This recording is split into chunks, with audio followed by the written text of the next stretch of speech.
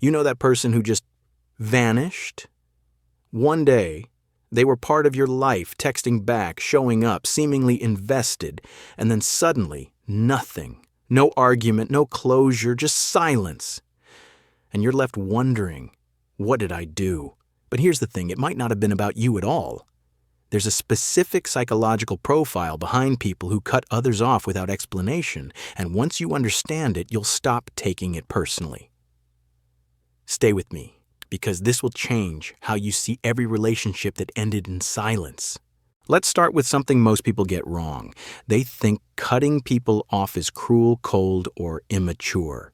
But in psychology, we call it something else: preemptive self-preservation. And it's rooted in a very specific type of nervous system response. When someone abruptly severs a relationship, they're usually operating from what neuroscientists call a hypervigilant attachment style. These are people whose brains are wired to scan for threat, even in safe environments. Their amygdala, the part of the brain responsible for detecting danger, fires faster and more intensely than average.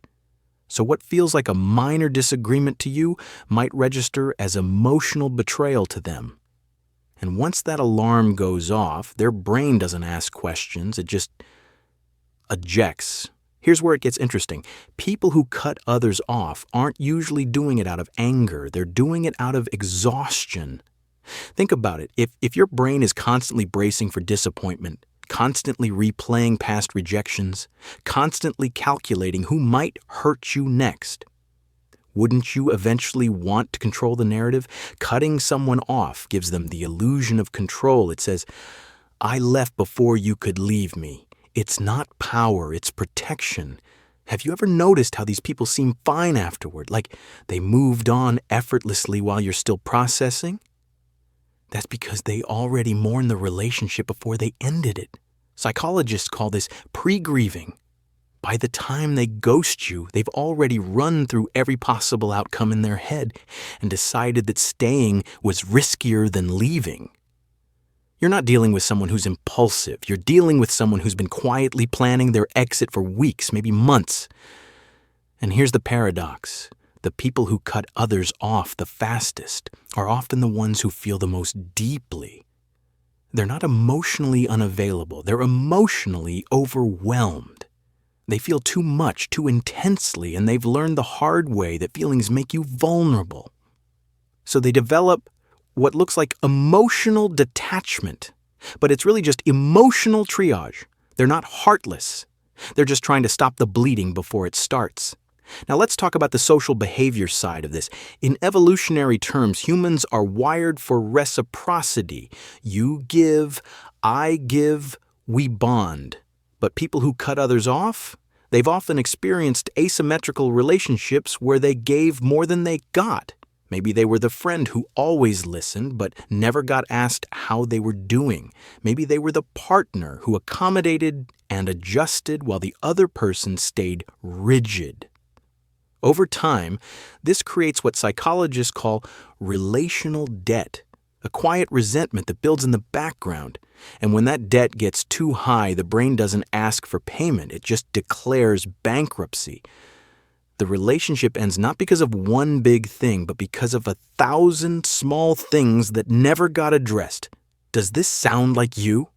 Have you ever been on the other side of this, pouring into someone who seemed fine only to wake up one day and find them gone? Here's what most people miss. Cutting someone off isn't always about you being a bad person. Sometimes it's about them realizing they were performing a version of themselves they couldn't sustain. Maybe they were the chill friend, when really they needed more consistency. Maybe they were the low-maintenance partner when actually they craved emotional depth. And the moment they realized they couldn't keep pretending, they didn't renegotiate. They just left. Because renegotiating would mean admitting need.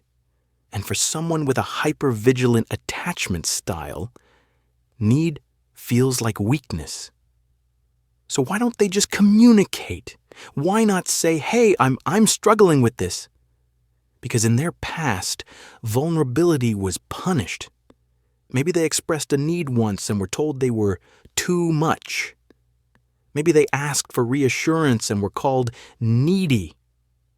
Maybe they tried to repair a relationship and got gaslit into thinking they were the problem. After enough of those experiences, the brain learns a brutal lesson. Don't ask, just leave. But here's the deeper psychological layer most people never consider. Cutting people off can also be a form of identity protection. When you're in a relationship, whether romantic, friendship, or family, you absorb pieces of that person's perception of you. They see you a certain way, and over time you start to see yourself that way too. For some people, that reflection becomes suffocating. They feel like they're trapped in a version of themselves that no longer fits. And the only way to break free? Cut the connection entirely. When was the last time you felt like someone's version of you didn't match who you were becoming? That tension between who you are and who someone expects you to be can feel unbearable. And for people who cut others off, that's often the final straw. They're not rejecting you, they're trying to reclaim themselves. So what does this mean for you? If you've been cut off, the instinct is to spiral. What did I do wrong? Could I have fixed it? Did I matter at all? But the real question is this: were you seeing them? Or were you seeing the version of them they were performing? Because here's the uncomfortable truth. Most relationships don't end because someone stopped caring. They end because someone stopped pretending. And if the person who left you was constantly adjusting, accommodating, or silencing their own needs to keep the peace, then the relationship wasn't built on solid ground to begin with. It was built on their tolerance. And tolerance has an expiration date. This isn't about blame. It's about awareness. Where do you invest your emotional energy?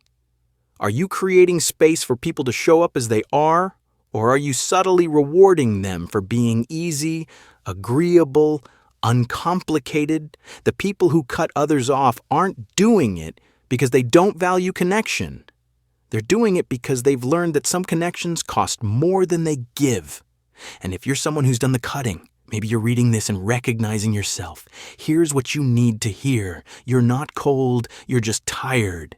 Tired of explaining yourself, tired of being misunderstood, tired of relationships that feel like work instead of refuge. But here's the thing. Cutting people off might protect you in the short term, but it doesn't teach you how to build relationships where you don't need to leave. At some point, the pattern becomes the problem. So ask yourself, are you leaving because the relationship was toxic or because intimacy feels dangerous? Are you protecting your peace, or are you avoiding the discomfort of being truly known?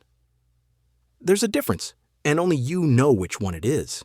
If this hit a little too close to home, you'll want to think about what it means to build relationships where leaving isn't the only form of self-care.